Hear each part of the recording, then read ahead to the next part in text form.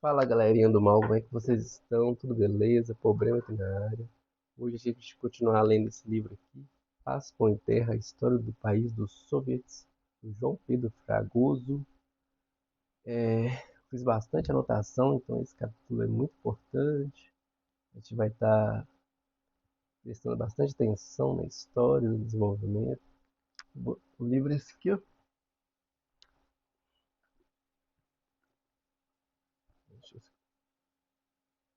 Paz com Terra.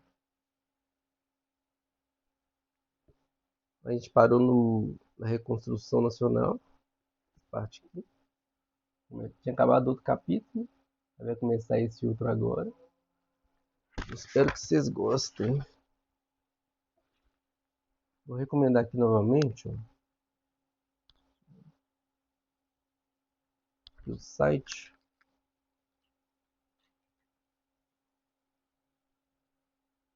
para quem ele está adquirindo, né? Ele é da editora Insular.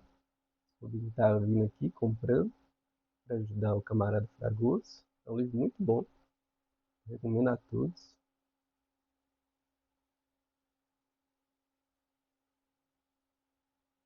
Tem algum estoque, hein? Vamos aproveitar enquanto tem estoque.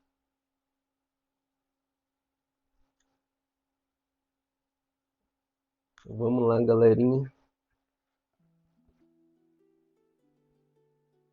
A reconstrução nacional. Com o fim da guerra, o país dos soviets voltou-se para a obra de edificação pacífica do socialismo, mas encontrou uma economia nacional em ruínas. O triunfo na guerra civil foi arrancado a um custo altíssimo. 4 anos de conflito imperialista e 3 anos de intervenção armada havia deixado o país devastado. A produção agrícola em 1920 era apenas a metade do já mísero nível de antes da guerra, uma situação agravada por uma má colheita em diversas províncias. A indústria estava em uma condição ainda mais desastrosa, com a produção reduzida a quase um sétimo do volume anterior ao conflito. A maioria das fábricas estavam paralisadas. A fundição de ferro, por exemplo, não passava de 3% da produção czarista. O transporte estava desfeito. As reservas de manufatura dos manufaturados de metais esgotada, e a escassez de artigos de primeira necessidade, do pão e da carne, ao sal e ao sabão, era alarmante. Esta penúria, suportada pelas massas durante a guerra, tornou-se insuportável com o advento da paz, gerando um profundo descontentamento. A aliança político-militar entre a classe operária e os camponeses, consolidada na luta contra os latifundiários, foi fundada na base da entrega da terra aos camponeses em troca de alimentos fornecidos pelo sistema de cotização. Mas isto já não era suficiente. A política do comunismo de guerra, uma necessidade imposta pela intervenção para garantir a defesa do país, chocava-se agora, nas palavras de Lenin, com os interesses dos camponeses, livres da ameaça do retorno dos latifundiários. E eles começaram a manifestar seu descontentamento com a requisição de todas as sobras de sua produção e a exigir mercadorias em troca. O peso do desastre econômico também recaía sobre as classes operárias. O proletariado, que havia lutado com heroísmo e abnegação, via-se agora em uma situação de desmoronamento, com as poucas fábricas que ainda funcionavam a um ritmo reduzido. Os operários eram obrigados a fabricar isqueiros ou a ir para os campos em busca de comida, o que levava à sua dispersão e à perda de sua condição de classe, enfraquecendo o próprio fundamento da ditadura do proletariado. A fome e o cansaço engendravam a insatisfação. Nessa nova situação, o partido se viu diante da difícil tarefa de traçar uma outra orientação para todos os problemas da vida econômica. O inimigo de classe, que não dormia, procurou aproveitar-se dessa difícil conjuntura e do descontentamento popular, sublevações de kulaks organizadas por vários brancos, e socialistas revolucionários instalaram na Sibéria, na Ucrânia e em outras províncias, enquanto todos os elementos contra-revolucionários se moviam. A tática do inimigo mudara.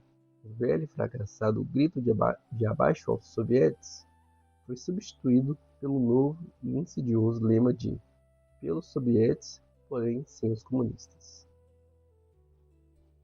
A manifestação mais flagrante dessa nova tática foi a sublevação contra-revolucionária de Kronstadt,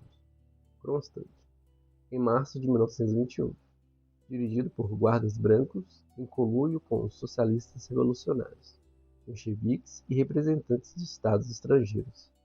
A rebelião utilizou a palavra de ordem "sovietes sem comunistas" como cortina para esconder sua real aspiração de restaurar o poder dos capitalistas e latifundiários. A sublevação foi facilitada por duas circunstâncias: a piora na ordem de classe dos marinheiros, já que os veteranos da Revolução de Outubro haviam partido para a frente e não retornaram, sendo substituídos por recrutas que refletiam o descontentamento no campo, e o enfraquecimento da organização bolchevique local, devido às mobilizações militares. Isso permitiu aos inimigos penetrar repeticiamente na base naval e tomá-la, se apoderando da fortaleza, da frota e de um enorme arsenal, e a contra-revolução internacional cantou vitória. O júbilo, porém, foi prematuro. O partido enviou contra os revoltosos seus melhores filhos, liderados pelo camarada Voroshilov, em uma marcha heróica sobre uma delgada camada de gelo que se rompeu sob seus pés, e no assalto contra os fortes quase inexpugnáveis, a abnegação revolucionária e a bravura daqueles homens dispostos a dar a vida pelo poder soviético prevaleceram. A fortaleza de Kronstadt foi reconquistada e a sublevação liquidada.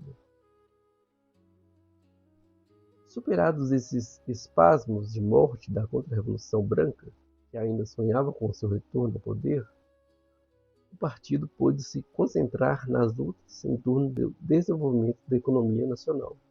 Sobre isso declarou Lenin, citação: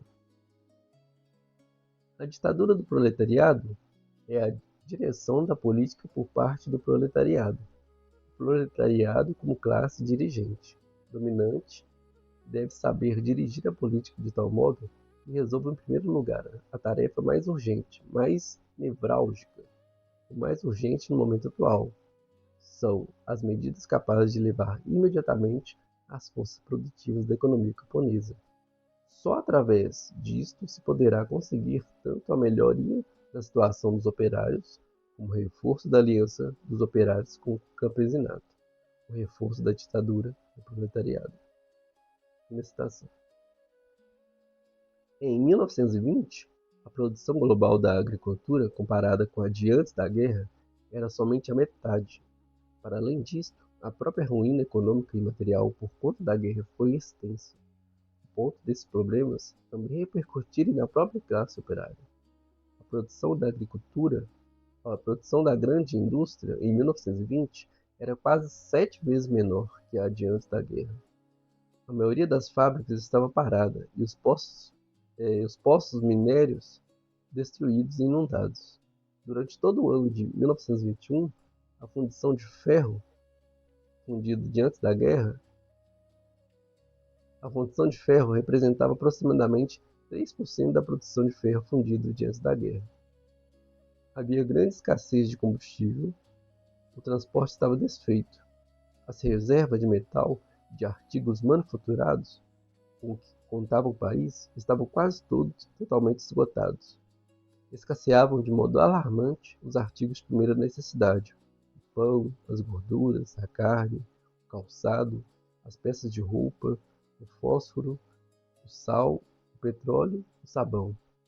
Como afirmou Lenin, desenvolver a grande produção socialista imediatamente, tendo como base esta condição, não seria possível. Indicou o caminho a seguir. Citação: a miséria e a ruína são tais que não podemos restabelecer de repente a grande produção fabril, estatal, socialista. Para isto, são necessárias grandes reservas de cereais e de combustíveis nos centros da grande indústria. É necessário substituir as máquinas gastas por máquinas novas, etc. Conhecemos-nos pela experiência de que isso não se pode fazer de repente, e sabemos que, depois de uma guerra imperialista ruinosa, mesmo os países mais ricos e avançados só poderão resolver semelhante problema ao fim de um determinado número de anos bastante longo. Isso quer dizer que é preciso ajudar, em certa medida, a restauração da pequena indústria.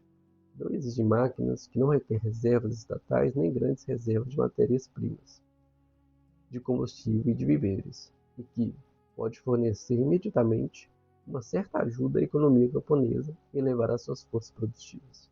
Citação. A questão-chave desse período, portanto, era o desenvolvimento da aliança operário-camponesa. O camponês individual, como afirmou Lênin, é a última classe capitalista. Por quê? Porque o campesinato, enquanto for composto por camponeses individuais engajados nessa pequena produção mercantil, gerará e não pode deixar de gerar capitalistas, constante e ininterruptamente. Ao mesmo tempo, o campesinato é também a principal classe aliada do proletariado no período da Revolução Democrática, da construção do socialismo, sendo a depender da conformação social e do caráter da revolução propriamente a força principal da revolução, enquanto o proletariado é sua direção. O latifúndio e os grandes senhores de terra que impunham o jugo feudal na Rússia foram liquidados pela Revolução Agrária de 1917, sendo este o interesse fundamental do campesinato e a principal conquista imediata para esta classe desde o triunfo da Grande Revolução Socialista de Outubro. Uma vez que a etapa democrática da Revolução já havia sido concluída, através da ditadura democrática revolucionária e de operários e camponeses, a aliança operária e camponesa deveria ser sustentada sobre nova base, já que a Rússia agora estava na fase de construção socialista. Dessa definição, Stalin concluiu que o proletariado não precisa de qualquer aliança com os camponeses, mas apenas uma aliança baseada na luta contra os elementos capitalistas do campesinato. Todo o sistema do comunismo de guerra chocou-se como afirmou Lenin, com os interesses dos camponeses, que não aceitariam mais continuar com boa parte de sua produção confiscada, e só fizeram no passo para não retornar ao regime opressivo latifundiário. E isso dificultava extensamente o desenvolvimento de uma coletivização da agricultura naquele momento. A coletivização marca a consolidação do modo de produção socialista na agricultura, mas é um interesse fundamentalmente ligado ao proletariado, não ao campesinato. Seria necessário, portanto, um período determinado para convencer o campesinato da necessidade da coletivização e, na situação concreta da época, seria uma política oportunista de esquerda avançar imediatamente para a coletivização, o que seguramente romperia a aliança operário-camponesa, fortalecendo a burguesia rural. E a resposta para isso na economia foi contundente. Havia necessidade de recompor a economia soviética devastada pela Primeira Guerra Imperialista e a Guerra Civil, superar o comunismo de guerra e desenvolver as forças produtivas em determinados setores chave da economia. Para atingir esses objetivos, no 10º Congresso dos Soviets, iniciado em março de 1921, foi aprovada a nova política econômica, a NEP, a qual acabou com o sistema de confiscos do campesinato e introduziu o imposto em espécie, situação na qual tudo o que restasse das tributações poderia ser comercializado livremente pelo camponês. Foi tido como uma retirada estratégica, uma política de um passo atrás, que passava a permitir a existência de relações capitalistas no país. Entretanto, como foi afirmado na época, era um passo atrás para dar 2 passos à frente. Uma citação. Uma certa liberdade de circulação de mercadorias estimularia o interesse econômico do camponês, incrementaria a produtividade do seu trabalho e elevaria rapidamente o rendimento da agricultura, e sobre esta base se restauraria a indústria do Estado, e se desalojaria o capital privado, que, depois de acumular forças e recursos, se poderia criar uma potente indústria, base econômica para o socialismo, e logo depois passar decididamente à ofensiva, para destruir o resto dos capitalismos dentro do país. A NEP ainda faria concessões a capitalistas estrangeiros, ainda que pouquíssimas, como destacou Lenin em 1921, e permitiu o desenvolvimento do capitalismo de Estado. Este consistia principalmente de concessões das fábricas do Estado para arrendatários capitalistas, que administrariam as empresas e engendrando relações de produção capitalistas, cumprindo o objetivo de ensinar a técnica moderna e industrial ao proletariado nas fábricas e desenvolver as forças produtivas em determinados setores da economia. Pelo exposto, fica claro que a política da NEP de permissão das relações capitalistas na produção era principalmente expressa na exploração do trabalho do pequeno produtor e de sua família, e secundariamente pela concessão para arrendatários capitalistas em terras nacionais, mas também destes. Esta exploração era feita no intuito de ter uma circulação parcialmente livre de mercadorias de origem camponesas livres, que não fosse controlada pelo Estado, fosse por meio de planificação, fosse por meio de impostos pesados. Absolutamente diferente de generalizar isso no campo e na cidade, com circulação absolutamente livre de todo tipo de mercadoria, igualmente na indústria leve e pesada, generalizando os arrendatários capitalistas de diferentes tamanhos, mas ainda de abertura total ao capital estrangeiro por meio do capital financeiro. Esses foram os fatos que antecederam a NEP, os motivos de sua formulação e o que visava atingir com ela. Toda essa teorização poderia ser utilizada por seguidores do caminho do capitalismo na União Soviética e em todo o mundo, pelos defensores da teoria revisionista das forças produtivas. E assim o foi. O problema fundamental foi destacado por Lenin algum tempo depois, de que a NEP era uma luta desesperada entre capitalismo ou socialismo, de tal sorte que o dirigente soviético não economizou adjetivações negativas para tal política. Tomava mesmo como uma maldição ao Partido Comunista. Ao Partido Comunista restava, pois, resolver o problema de quem venceria quem. Mais adiante, demonstraremos quem de fato saiu vencedor. Para além da NEP, houve outras importantes questões das quais se travaram lutas políticas na época, retrocedendo alguns meses durante as discussões para o 10º Congresso. O Comitê Central do Partido, e sua maioria leninista, entendia também que a reanimação da indústria, uma tarefa de primeiríssima ordem, só seria possível com o engajamento da classe operária através do convencimento e da persuasão, e não por meio dos métodos militares aplicados no fronte.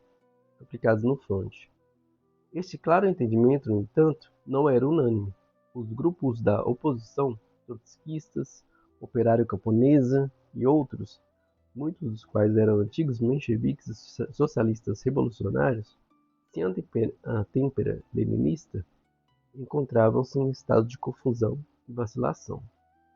Na quinta conferência dos sindicatos, Trotsky lançou a duvidosa palavra de ordem de apertar os parafusos e sacudir os sindicatos, exigindo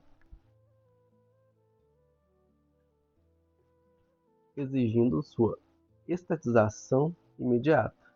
Advogava por transportar os métodos militares para as organizações operárias, opondo-se à democracia sindical e favorecendo a coerção pura e simples. Essa política, onde foi aplicada, gerou conflitos, cisões e semeou a desunião da classe operária.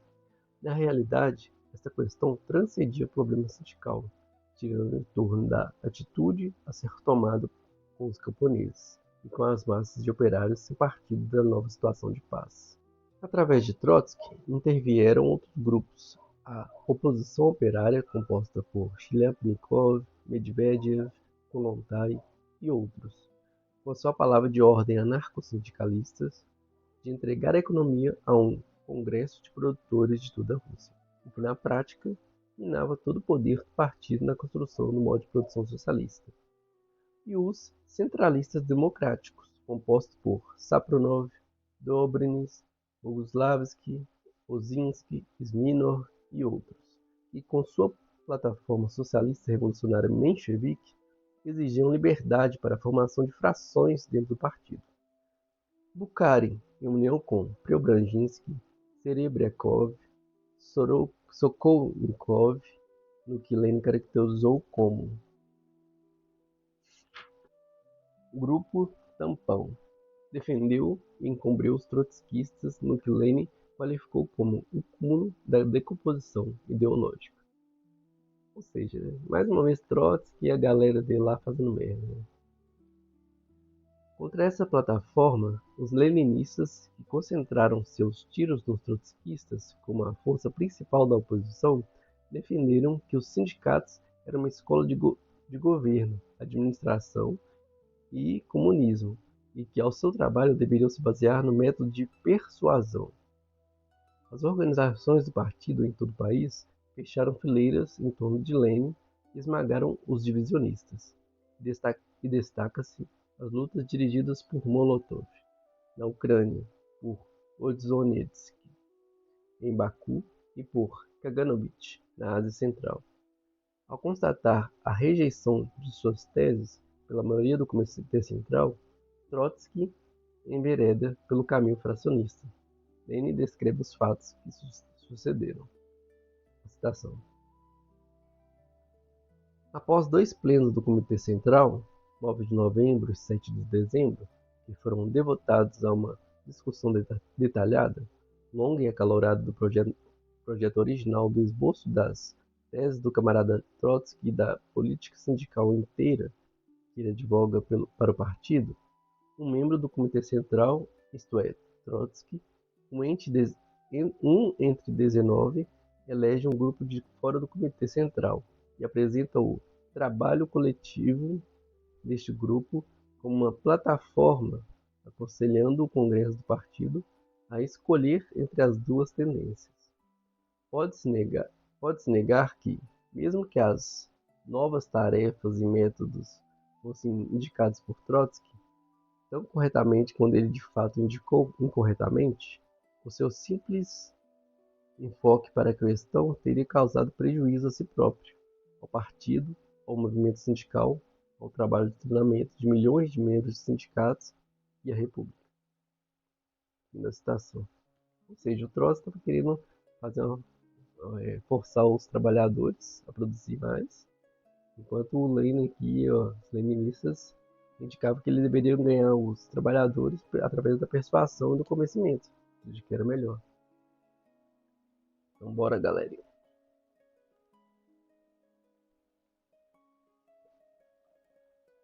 O 10º Congresso do Partido fez o balanço da discussão e aprovou a plataforma leninista, por uma maioria esmagadora, e notando o enorme perigo que os grupos divisionistas representavam, consagrou atenção especial à unidade do partido. A resolução sobre a unidade do partido, redigida por Lenin, condenou todos os grupos de oposição como auxiliares e inimigos de classe, ordenou sua dissolução imediata e deu plenos poderes ao Comitê Central para aplicar sanções contra qualquer infração, incluindo a expulsão. A resolução destacava que a contra-revolução, convencida do fracasso da bandeira do Exército Branco, abertamente reacionário, buscava agora passar de contrabando suas ideias, aproveitando-se das dissensões internas e apoiando os grupos mais dispostos ao reconhecimento aparente do poder soviético. O exemplo da sublevação de Kronstadt, onde os inimigos se disfarçaram com a palavra de ordem "soviets sem os comunistas", para derrubar a ditadura do proletariado foi citada como a prova mais clara deste perigo. Outra resolução condenou o desvio anarco-sindicalista da oposição operária, declarando suas ideias incompatíveis com a militância no partido. Finalmente, o Congresso abordou o problema nacional. O informe, a cargo do camarada Stalin, destacou que não bastava acabar com a opressão, era preciso liquidar a onerosa herança do atraso econômico, político e cultural dos antigos povos oprimidos. O Congresso condenou os desvios dos chauvinistas, do chauvinismo anglo-russo e do nacionalismo localista, dirigindo seus ataques principal contra o primeiro, por representar o perigo fundamental de ser um vestígio da altivez czarista para as nacionalidades não russas. A transição para a edificação pacífica da economia mergulhou o partido em um novo campo de lutas internas. A implantação da NEP, uma necessidade evidente para a maioria leninista do Comitê Central, provocou uma reação de pânico e capitulação entre os elementos mais instáveis. De um lado, os oportunistas de esquerda, como Lominadze e Chatskin, denunciavam a NEP como uma renúncia ao socialismo, uma volta ao capitalismo. E outros capituladores declarados como Trotsky, Bukharin, Zinoviev, Radek, Sokolnikov, Shliapnikov, Rykov, sem fé na possibilidade da construção socialista, exigiam grandes concessões ao capital privado. O partido desmascarou e isolou ambas as tendências, que nada tinham a ver com o marxismo, e compreendeu que a resistência à sua linha política demonstrava a urgência de depurar suas fileiras. Essa depuração, organizada em 1921 em assembleias públicas, expulsou cerca de 25% dos filiados, incluindo malandros, elementos burocratizados, comunistas vacilantes e mencheviques, o que fortaleceu consideravelmente a coesão, a disciplina e a autoridade do partido. Os resultados do primeiro ano da NEP, discutidos no 11º Congresso, em março de 1922, confirmaram a justeza da política. A Aliança Operária Camponesa se fortaleceram, o banditismo dos kulaks fora liquidado e um indubitável, ainda que lento, avanço econômico havia começado, declarou Lenin. Citação. Durante um ano retrocedemos, agora devemos declarar em nome do partido. Basta, o objetivo que perseguimos com o nosso recuo foi alcançado. Este período chega ao seu fim ou já finalizou. Agora passa ao primeiro plano outro objetivo, reagrupar as forças. Tendo aprendido diversas técnicas modernas industriais com os capitalistas que administravam determinadas empresas estatais, o partido iria agora reagrupar as forças, dar novo impulso para desenvolver as relações socialistas de produção, organizar uma indústria socialista de Estado, além do desenvolvimento da economia camponesa, e se reconstruir cada vez mais. Ainda nesse congresso, Preobrazhensky criticou Stalin por acumular os cargos do comissário do povo de comissário do povo das nacionalidades e comissário do povo do controle do Estado, ao que Lenin respondeu: as questões do Turquestão, Caucasiana e outras são questões políticas. Estas são questões que têm ocupado a atenção dos Estados europeus durante centenas de anos. Estamos resolvendo-as, e necessitamos de um homem a quem os representantes de qualquer dessas nações possam dirigir-se e discutir suas dificuldades em todos os seus detalhes. Onde podemos encontrar tal homem?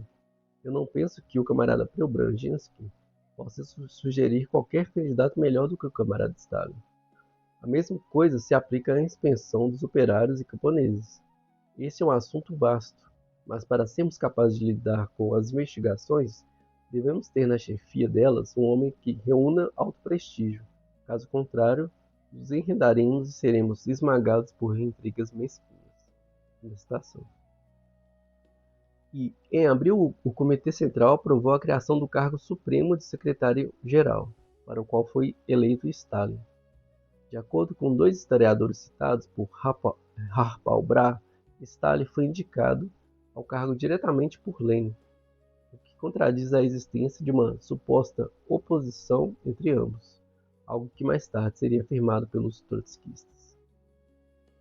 O fortalecimento interno e a estabilização econômica caminharam lado a lado com a consolidação do Estado. Em outubro de 1922, a libertação de Vladivostok dos intervencionistas japoneses limpou todo o território soviético, criando as condições para um passo histórico. As tarefas da edificação socialista e da defesa nacional exigiam a unificação das repúblicas e uma estrutura mais forte. Assim, em dezembro de 1922, o primeiro Congresso dos Soviéticos de toda a União fundou, por proposta de Lenin e Stalin, a União das Repúblicas Socialistas Soviéticas, a União Soviética, o RSS. Assim nasce ela, gente. A união voluntária e livre que representou o grande triunfo da política marxista-leninista para o problema nacional.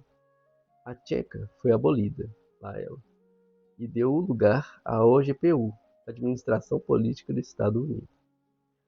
Foi nesse período que a grave enfermidade de Lenin se manifestou, mas mesmo acamado ele continuou a traçar o plano para a construção do socialismo, detalhando em seus últimos artigos seu plano cooperativo.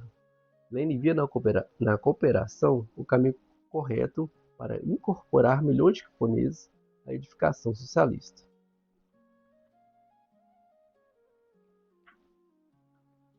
Passando gradualmente da esfera da venda para a da produção coletiva, os kolkhozes.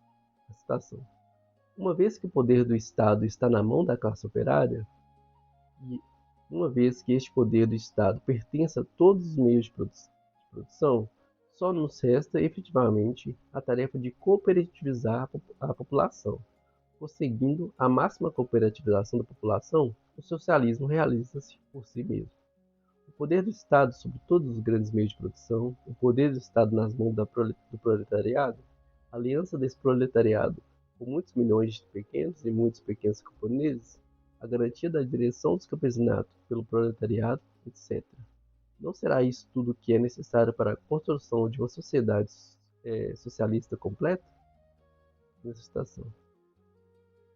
Dito isto, pode-se traçar algumas conclusões. A NEP foi feita com o objetivo principal ou exclusivo de desenvolver as forças produtivas como forma de se atingir condições objetivas para a construção do socialismo? Não. A NEP foi feita principalmente para assegurar a aliança operário-camponesa, visando avançar para a coletivização da agricultura, em que, baseada numa política de direção justas, constava o desenvolvimento das forças produtivas da economia camponesa, para servir de base para a industrialização de empresas socialistas e, por isso, o desenvolvimento das forças produtivas neste contexto estavam a serviço não do desenvolvimento do capitalismo, mas sim do socialismo.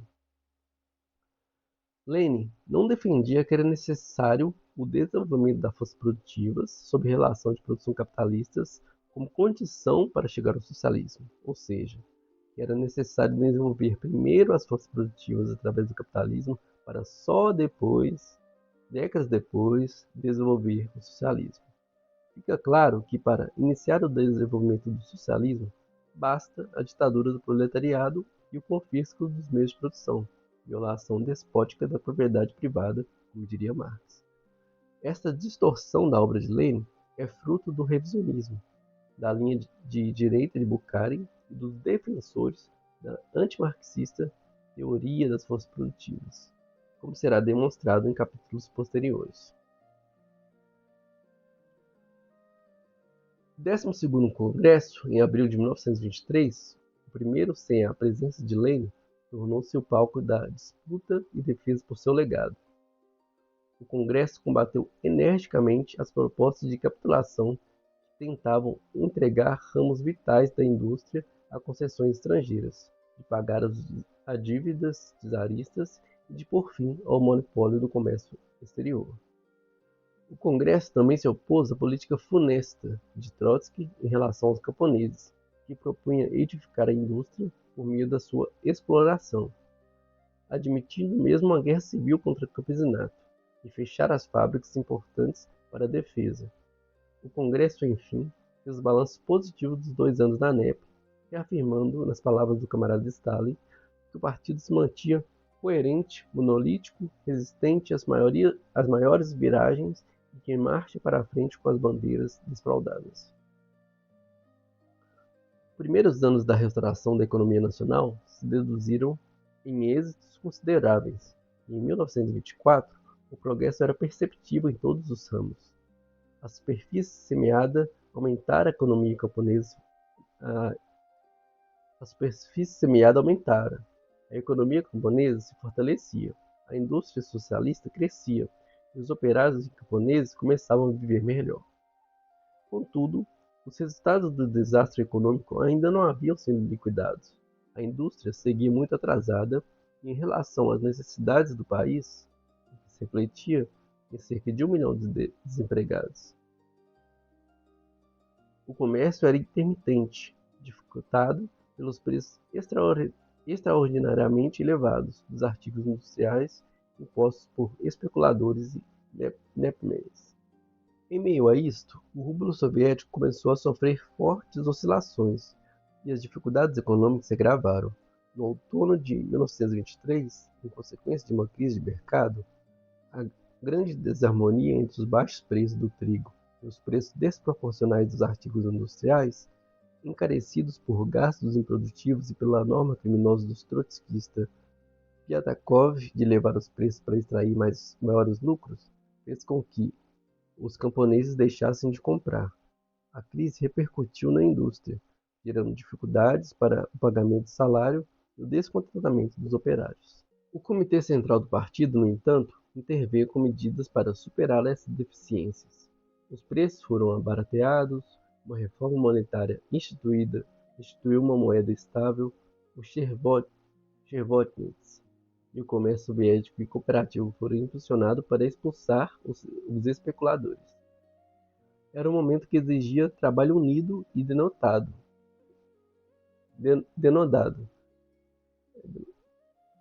É isso mesmo. Mas os trotskistas procederam de outro modo, aproveitando-se da grave enfermidade de Lenin, que o afastava da frente de batalha, e das dificuldades econômicas do país, decidiram que havia chegado o momento de derrotar o partido e derrubar sua direção.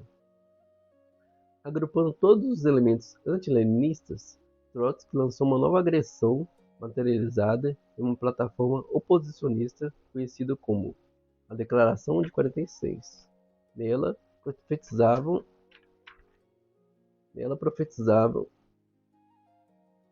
profetizavam uma terrível crise econômica e o afundamento do poder soviético, exigindo como única solução a liberdade para a existência de frações e grupos numa luta direta contra a proibição estabelecida pelo 10º Congresso, da lavra do próprio Lenin.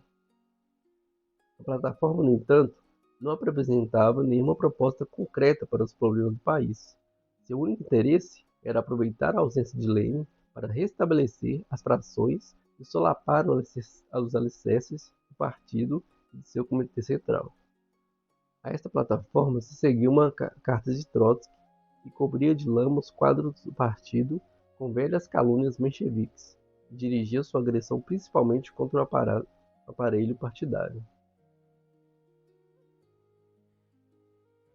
Especulando com a juventude estudantil, a quem adulava como o barômetro mais fiel do partido, Trotsky tentava opô-la à velha guarda leninista, sugerindo que esta seguia o caminho da degeneração, tal como a Segunda Internacional, e o partido, embora ocupado com problemas econômicos mais importantes, aceitou a luta e abriu uma discussão extensiva a todos os filiados.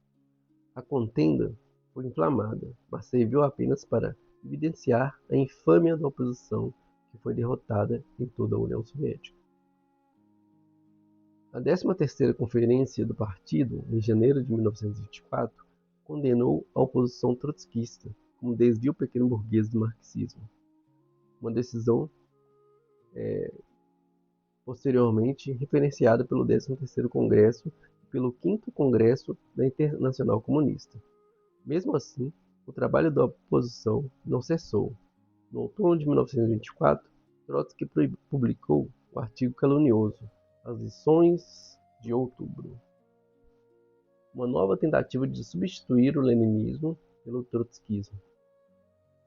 O camarada Stalin desmascarou essa manobra e liderou o esmagamento ideológico do trotskismo, afirmando que esta era uma condição imprescindível para um triunfo do socialismo.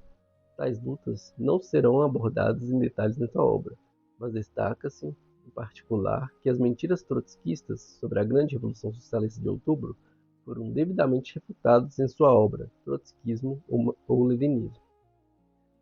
Para além disso, sua obra teórica sobre os fundamentos do leninismo foi uma ferramenta decisiva nessa luta, armando os bolcheviques do mundo inteiro com a teoria marxista-leninista.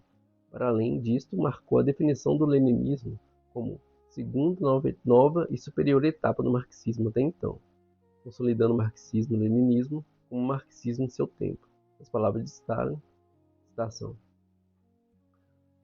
O leninismo é o marxismo na época do imperialismo e da revolução proletária. Mas, mais exatamente, o leninismo é a teoria e a tática da revolução proletária em geral, a tática da ditadura do proletariado em particular. Marx e Engels militaram no período pré-revolucionário. Referimos-nos à revolução proletária. Quando o imperialismo ainda não estava desenvolvido, no período de preparação dos proletários para a revolução, no período em que a revolução proletária ainda não se tornara uma necessidade prática imediata. Porém, Lenin, discípulo de Marx e Engels, no período de pleno desenvolvimento do imperialismo, no período do desencadeamento da revolução proletária, quando a revolução proletária já havia triunfado no país, havia destruído a democracia burguesa e iniciado a era da democracia proletária, a era dos soviets. Por isso, o leninismo é o desenvolvimento ulterior do marxismo. Citação. A oposição operava, desde o início, levando sua propaganda ao povo por meio dos programas, jornais e salas de leitura. Mas, nos bastidores, a estratégia geral era delineada em pequenas conferências secretas de facção, com Trotsky, Bukharin, Zinoviev e outros. A partir dessa base, Trotsky edificou na Rússia uma organização conspirativa secreta que, em 1923, já era extensa e poderosa, com seus próprios códigos, cifras, senhas e tipografias. As células trotskistas se espalharam pelo exército, pelo corpo diplomático e pelas instituições do partido e do Estado. O próprio Trotsky revelou mais tarde o envolvimento de seu filho, Leon Sedov, que aos 17 anos entregou-se ao trabalho de oposição e apoderou-se rapidamente da arte de trabalho conspirativo, demonstrando como o movimento deixara de ser uma mera oposição política para emergir como uma guerra secreta contra o regime soviético. Esta guerra secreta, no entanto, foi além do trabalho conspirativo interno. No inverno de 1921-1922, o líder trotskista Nikolai Krestinsky, então embaixador soviético na Alemanha, visitou o general Hans von Seeckt, comandante da Guarda do Reich, que, sabendo que Krestinsky era trotskista, deu a entender que os militares alemães simpatizavam com as aspirações da oposição russa.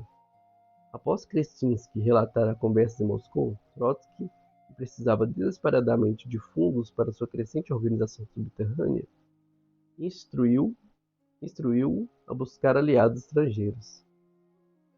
A Alemanha, segundo Trotsky, não era inimiga da Rússia e desejava uma revanche contra a França e a Inglaterra, uma situação da qual a oposição deveria tirar proveito. Krestinsky recebeu estas ordens para propor à Seeckt a concessão de um subsídio regular para as atividades trotskistas, segundo o próprio Krestinsky. Aí é o oportunismo do Trotsky. Citação. Eu propus a questão à Seeckt. Mencionei a importância do 250 mil marcos de ouro. O general Seeckt, depois de consultar o seu assistente, o chefe do pessoal, Hasso, concordou em princípio e fez a contraproposta, pretendendo obter certas informações importantes e confidenciais de caráter militar que lhe seriam transmitidas, embora não regularmente, por Trotsky em Moscou, ou por seu intermédio. Acrescentou que necessitava de ajuda para obter vistos destinados a personagens que seriam enviados à União Soviética como espiões. Esta contraproposta do general Sekt foi aceita em 1923 e efetuou-se o acordo. Fim da citação. Aqui começaria a história de conluio entre a oposição interna do partido e os países imperialistas contra o poder soviético, que, entretanto, era desconhecida por todos os que não estavam diretamente envolvidos nas tramóias da época, sendo revelada somente durante as grandes depurações. Em 21 de janeiro de 1924, desapareceu Lenin. A perda de sua chefatura de mestre foi sentida como a mais cruel pelo proletariado mundial. A classe operária na União Soviética respondeu à morte de Lenin, cerrando ainda mais suas fileiras em torno do partido. Milhares de operários sem partido pediram seu ingresso, e o Comitê Central abriu as portas à promoção leninista.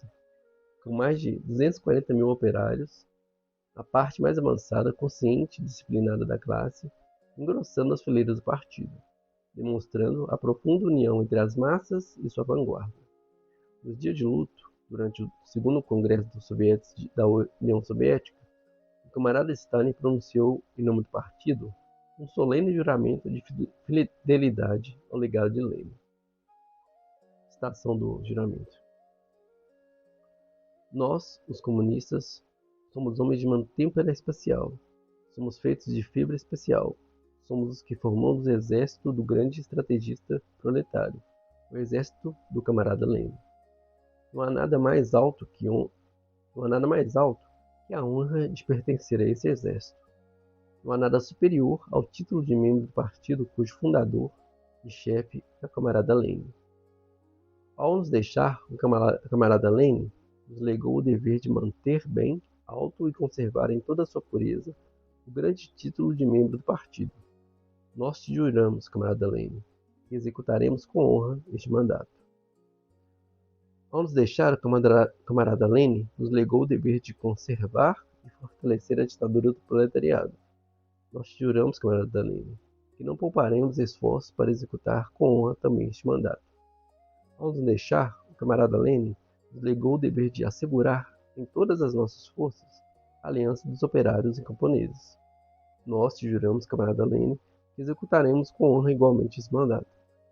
O camarada Lenin nos falava insistentemente da necessidade de uma aliança voluntária e livre entre os povos do nosso país, da necessidade da sua colaboração fraternal dentro dos limites da União Soviética.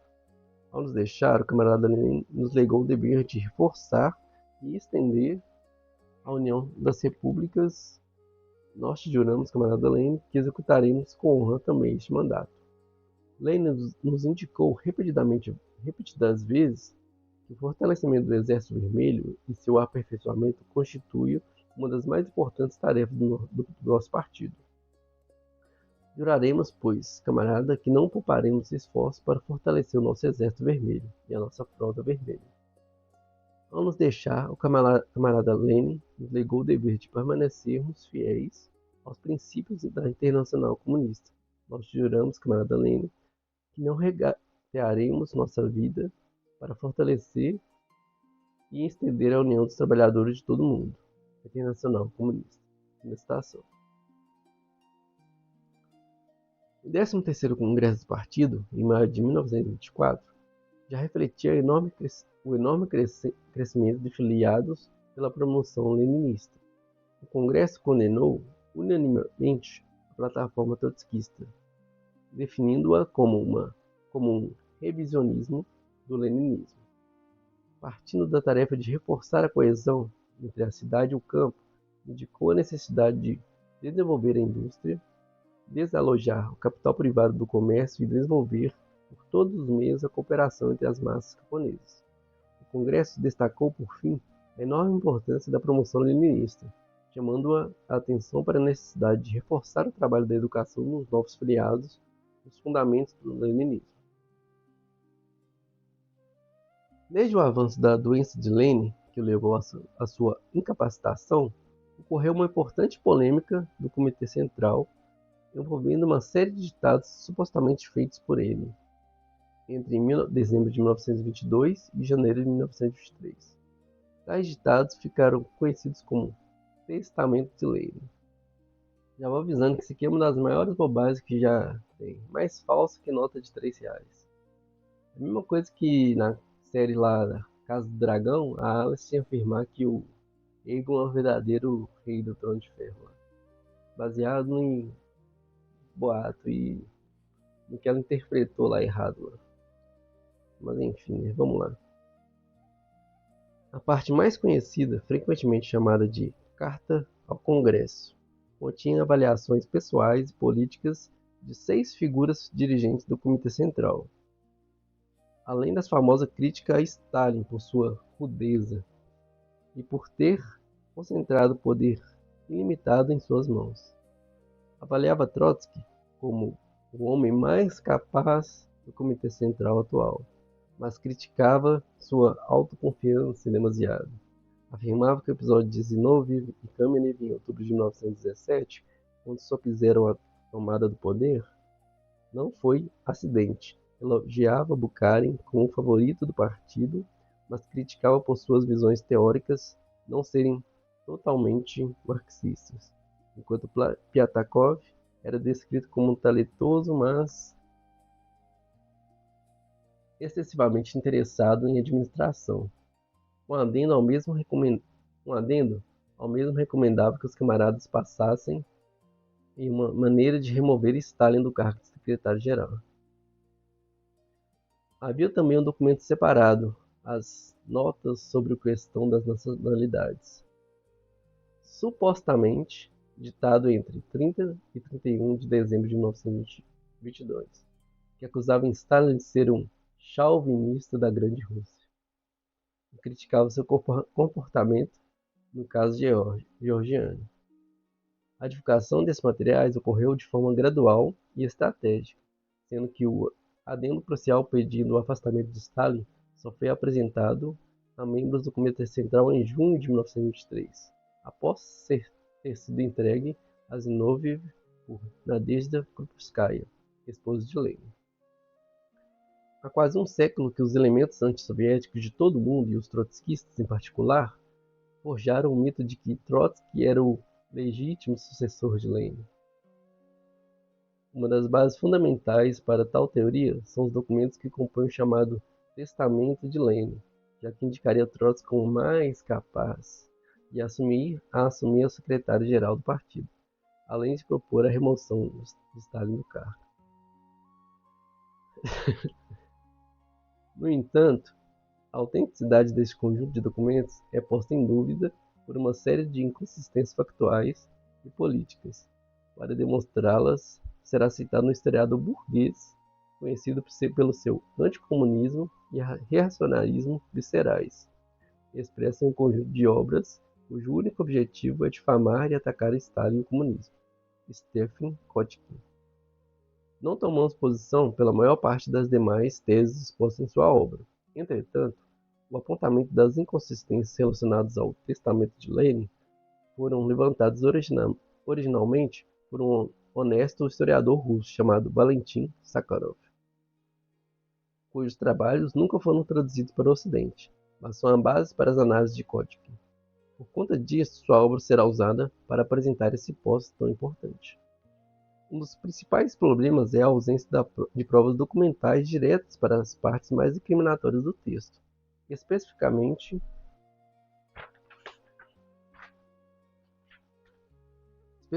para o crucial adendo de 4 de janeiro de 1923, que pedia a remoção de Stalin. Não há nenhum original estenográfico que comprove sua autenticidade. O diário mantido pelos médicos e secretários de Lenin, que registravam detalhadamente suas atividades, Não contém nenhuma anotação sobre o conteúdo das seções de ditado nas datas em que as partes mais críticas do testamento foram sido produzidas. A condição médica de Lenin na época levanta dúvidas substanciais sobre a sua capacidade de ditar textos completos. Após sofrer uma série de derrames menores entre 15 e 16 de dezembro de 1922, seu estado piorou drasticamente. Os médicos registraram que ele pôde escrever com dificuldade, mas o que escreve é ilegível. E que ele não conseguiu tocar a ponta do nariz com a ponta do dedo. No dia 6 de março de 1923, data de um suposto telegrama ditado em apoio aos comunistas georgianos contra Stalin, os mesmos que Lenin havia repreendido severamente alguns meses antes, o registro médico descreve Lenin como estando em estado lastimável. Quando ele acordou, chamou uma enfermeira, mas quase não conseguiu conversar com ela. Queria que a enfermeira chamasse Nadezhda Konstantinova, mas não conseguiam dizer o nome dela. No dia 12 de março, ele já não conseguia entender o que lhe pediam para fazer, confundindo objetos simples como uma caneta a seus óculos. Como que o cara está nessa situação vai conseguir escrever um testamento conspiratório desse, gente? Não tem como não. Essa deterioração neurológica torna altamente improvável que ele pudesse ditar análises políticas coerentes como as que constam nos documentos. Além disso, o processo de transcrição e edificação dos supostos dialetos, os supostos dítados, é repleto de anomalias. O documento mais longo, as notas sobre as questões das nacionalidades, que continha duras críticas a Stalin em torno das questões nacionais, teria sido ditado em apenas 2 sessões de 15 minutos. Este mesmo documento, que Lenin supostamente queria publicar, só foi entregue a Trotsky mais de 2 meses depois de ter sido ditado. E apenas após Lenin ter sofrido um terceiro derrame maciço, que o deixou completamente incapacitado. A forma como os documentos foram sendo revelados estrategicamente, em momentos politicamente oportunos aos opositores de Stalin e por um círculo restrito de pessoas, Krupskaya e as secretárias, reforça a tese de que se tratou de uma intriga política, e não da expressão genuína das últimas vontades de Lenin. Fica claro, portanto, que o processo de transcrição e divulgação dos supostos ditados e repletos de anomalias é repleto de anomalias. O autor sugere que a suposta falsificação ou manipulação dos documentos, caso tenha de fato ocorrido, devem ter sido obra no círculo mais íntimo de Lenin, Nadezhda Krupskaya e suas secretárias. A relação de Krupskaya com Stalin havia se deteriorado, especialmente após um incidente em que ele a repreendeu asperamente por permitir que Lenin lesse documentos políticos contra as ordens dos médicos. De acordo com as memórias de Molotov, o próprio Stalin acreditava que o testamento havia sido produzido sob a influência de Krupskaya. As inconsistências políticas são ainda mais inverossímeis. A relação entre Lenin e Stalin antes da doença incapacitante do primeiro era de profunda camaradagem e confiança política. Como já citado anteriormente, atuando como camaradas de armas desde os primórdios do bolchevismo. Jamais se registrou qualquer consideração pública negativa de Lenin a Stalin, nem qualquer divergência política importante, senão pelo contrário, com ambos concordando na quase totalidade de assuntos relevantes. Muitas vezes, paralelamente, chegando às mesmas conclusões, e com menções públicas sempre elogiosas do primeiro ao segundo, tais como de que Stalin era um georgiano maravilhoso. Broderagem. Lenin havia, ademais, criado o posto de secretário-geral expressamente para Stalin, em março de 1922, e o havia descrito como um dos mais capazes a teorizar e manejar a questão nacional do partido. Stalin era ainda o responsável político do Comitê Central para acompanhar Lenin em sua condição. Por outro lado, o Judas da Revolução Russa, nas palavras de Lenin, foi descrito nos seguintes termos ao longo de sua trajetória. Vamos ver o que ele fala aqui que ajuda isso aqui. Citação. Eis alguns dos comentários periódicos feitos por Lenin com respeito ao Trotsky e as suas atividades no movimento revolucionário russo. 1921. Citação. Em 1903, Trotsky era menchevique. Deixou-os em 1904. Voltou ao ninho antigo em 1905, enchendo o tempo com frases ultra-revolucionárias, e novamente deu as costas aos mencheviques em 1908. Trotsky plagia hoje as ideias de uma facção, amanhã de outra, e depois olha ambas de cima, com ar superior. Tenho a declarar que ele representa unicamente a sua própria facção. Pessoas como Trotsky, com suas frases empoladas, são hoje mais comuns. Quem apoia o grupo de Trotsky apoia a política de mentira e decepção dos trabalhadores. É a principal tarefa de Trotsky jogar areia nos olhos dos trabalhadores. Não é possível discutir coisas verdadeiramente essenciais com Trotsky, pois que ele não tem visão.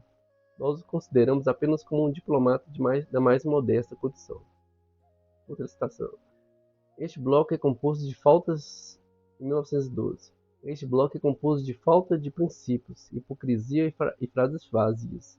Trotsky acoberta tudo isso com fraseologia revolucionária que nada custa e nada compromete. Outra citação em 1913. Os velhos participantes do movimento marxista na Rússia conhecem muito bem a personalidade de Trotsky, e nem é agora a ocasião adequada para falarmos disso. Mas a nova geração de trabalhadores precisa conhecê-lo e precisamos falar dele. Tipos como esse são característicos como fragmentos da formação histórica de ontem, quando ainda dormia o movimento laborista de massas russas. Outra citação em 1914.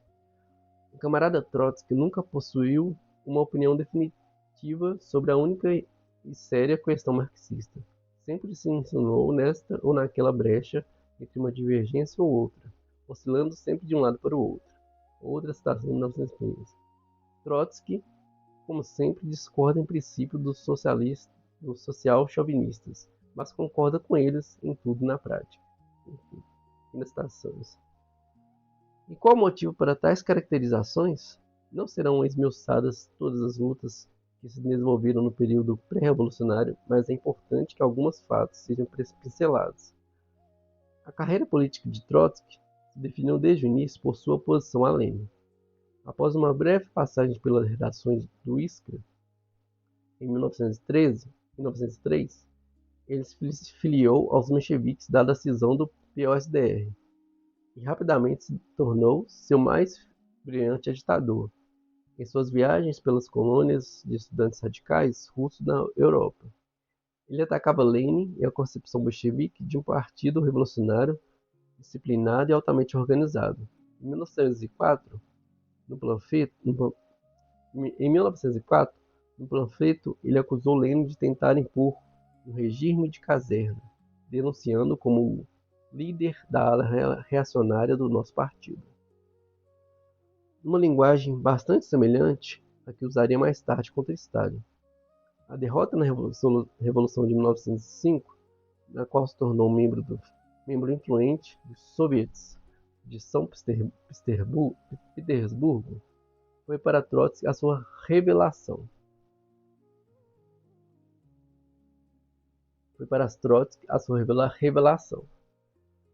Aos 26 anos, ele saiu do processo revolucionário.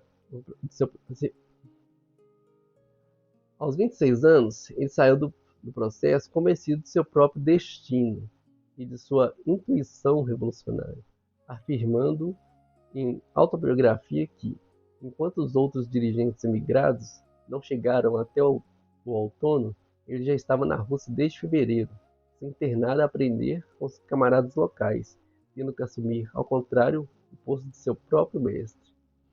O Trotsky tá de jeito aqui, ó. Meu Deus Todo-Poderoso, como eu sou bonito, como sou forte. Sim, mais do que qualquer outra coisa na Terra. A lua, as estrelas, o sol brilhante são insignificantes diante de mim. Nada é mais bonito que eu. No exílio, após a derrota de 1905, Trotsky montou seu quartel-general político em Viena. Lançou uma campanha para promover seu próprio movimento, atacando Lenin como candidato ao posto de ditador. Viajando incansavelmente, recrutou companheiros e formou valiosa ligação com os socialistas europeus, construindo gradualmente entre os emigrados russos a reputação de principal rival de Lenin. A profundidade de sua hostilidade foi revisada de uma carta confidencial de 1913 ao líder menchevique Tchaikovsky. Toda a construção do leninismo, dizia Trotsky, está atualmente edificada sobre as mentiras e contém os germes peçonhentos de sua própria desintegração. Descrevendo Lenin como um, entre aspas, explorador profissional de todo atraso do movimento trabalhador russo. No começo de 1917, um mês antes da queda do czarismo, Lenin anotou que o nome de Trotsky significava fraseologia de esquerda e bloco com a direita contra as aspirações de esquerda. O colapso do czarismo em março de 1917 encontrou Trotsky em Nova York, editando um jornal com seu amigo e adversário de Lenin, Nikolai Bukharin. Em sua viagem de volta à Rússia, foi detido pelas autoridades canadenses e solto um mês depois. Por solicitação do governo provisório russo, notavelmente o governo britânico decidiu permitir seu retorno, pois, como revelam as memórias do agente Bruce Lockhart, o serviço secreto britânico acreditava que seria possível se utilizar das dissensões entre Trotsky e Lenin. Ao chegar em Petrogrado em maio, Trotsky tentou inicialmente criar seu próprio partido, mas logo se tornou claro que o Partido Bolchevique tinha o apoio das massas revolucionárias. Diante disto, em agosto de 1917, após 14 anos de oposição, solicitou seu ingresso no Partido Bolchevique.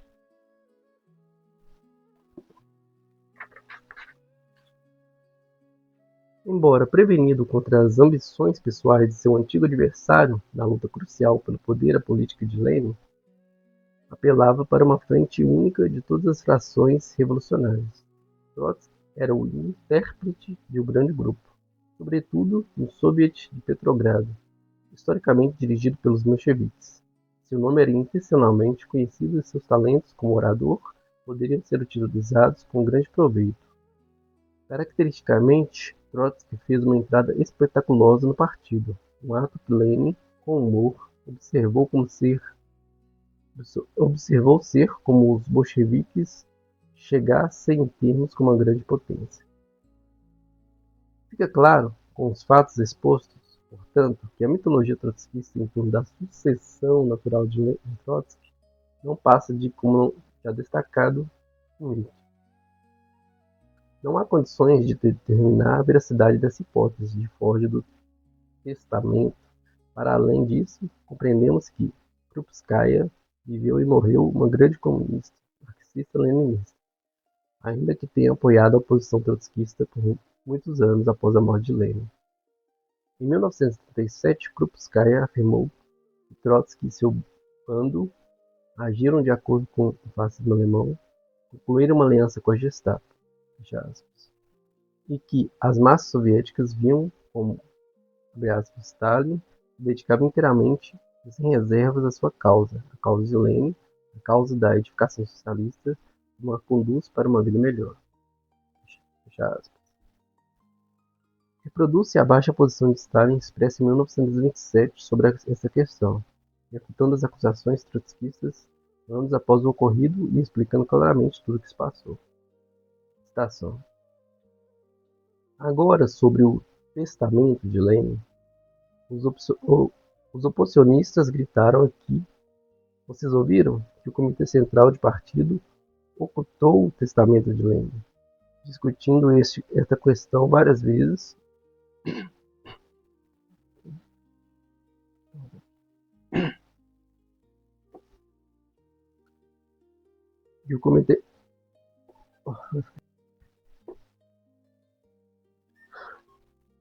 E o Comitê Central do Partido ocultou o testamento de Lenin, discutindo essa questão várias vezes no pleno do Comitê Central e na Comissão de Controle Central.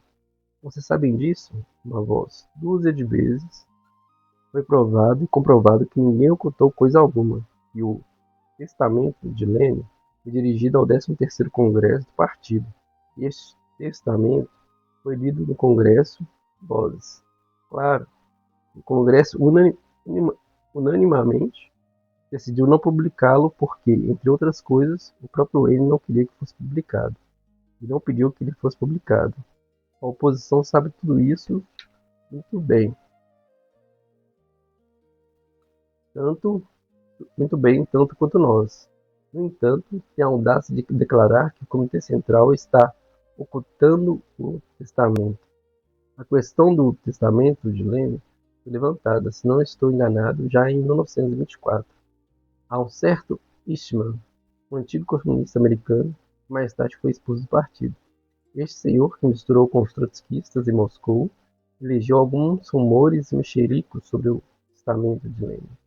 Foi para o exterior e publicou um livro intitulado Após a Morte de Lênin, no qual ele fez o que pôde para manchar o partido.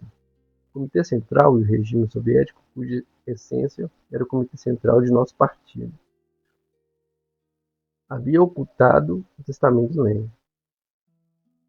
Em vista do fato de que Eastman esteve certa vez relacionado com Trotsky, nós, os membros do Biro Político, aclamamos Trotsky e dissociamos a dissociar-se de Eastman, e, aferrando-se a Trotsky e referindo-se à oposição, tinha tornado Trotsky responsável pelas declarações caluniosas contra o nosso partido sobre o testamento. Como a questão era tão óbvia, Trotsky, de fato, publicamente dissociou-se de Eastman em uma declaração feita na imprensa. Ela foi publicada em setembro de 1925 no Bolchevique número 16. Permita-me ler a passagem do artigo de Trotsky, no qual ele trata a questão de se o partido e o seu comitê central estavam ocultando ou não o testamento de Lênin. Eu cito o artigo de Trotsky. Citação. O próprio Trotsky. Aspas. Em várias partes desse livro, Eastman diz que o Comitê Central ocultou do partido uma série de documentos excepcionalmente importantes escritos por Lênin no último período de sua vida. Há um conjunto de cartas sobre a questão nacional, o chamado Testamento e outros. Não pode haver outro nome para essa calúnia contra o Comitê Central de nosso partido. Do que Eastman diz, não pode ser inferido que Vladimir Ilyich queria que aquelas cartas que tinham caráter de conselho sobre as organizações internas fossem enviadas à imprensa.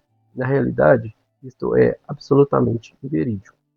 Durante sua doença, Vladimir Ilyich muitas vezes enviou propostas, cartas e assim por diante às instituições dirigentes do partido e a seu congresso. Não é preciso dizer que todas aquelas cartas e propostas, que eram sempre liberadas para aqueles a quem elas a endereçavam, foram levadas ao conhecimento dos delegados do 12º e 13º Congresso, que sempre, certamente, exerceram a devida influência sobre as decisões do partido. E se nem todas aquelas cartas foram publicadas, foi porque o autor não queria que chegasse à imprensa. Vladimir Ilyich não deixou qualquer testamento, e o próprio caráter de sua atitude para o partido, assim como o caráter do próprio partido, excluía a possibilidade de tal testamento. O que geralmente se chama de testamento na imprensa burguesa e menchevique, emigrada e estrangeira, de maneira além disso deturpada a ponto de ficar irreconhecível, é uma das cartas de Vladimir Ilyich contendo conselhos sobre assuntos organizacionais. O 13º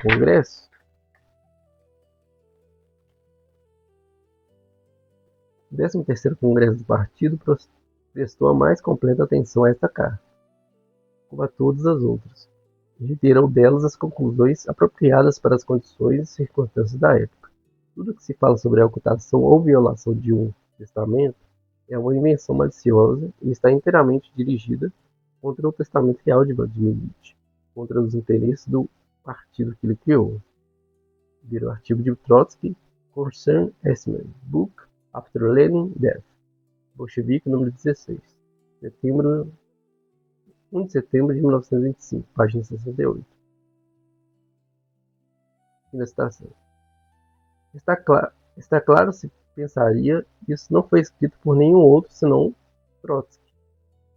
Em que terreno então estão Trotsky, Zinoviev e Kamenev agora, desafiando um novelo acerca do partido do Comitê Central, ocultando o testamento de Lenin? É permissível? Isso contém lorotas, mas deve-se saber onde parar. Disse que, naquele testamento, o camarada Lenin sugeriu ao Congresso que, em vista da rudeza de Stalin, dever-se-ia considerar a questão de colocar outro camarada no lugar de Stalin como secretário-geral. Isto é muito verdadeiro. Sim, camaradas, eu sou rude com aqueles que grosseira e perfidamente atacam e atingem o partido. Não ocultei isso e não ocultarei agora. Talvez alguma leveza seja necessária no tratamento dos diversionistas, mas eu não tenho jeito para isso.